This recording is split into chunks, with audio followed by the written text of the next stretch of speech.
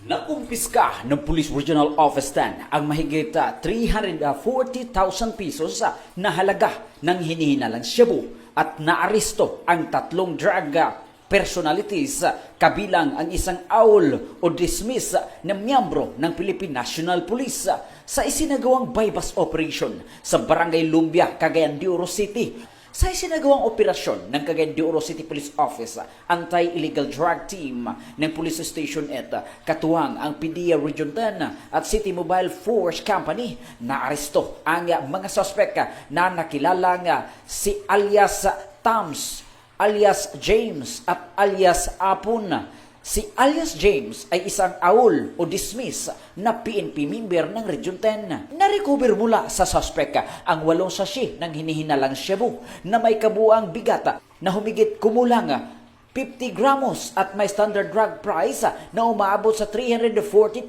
pesos. Nakumpiska rin ang iba't ibang drug paraphernalia, isang kalibre 38 na revolver na may 3 bala, 2 motorsiklo, isang cellphone at 1,000 peso bill na bypass money.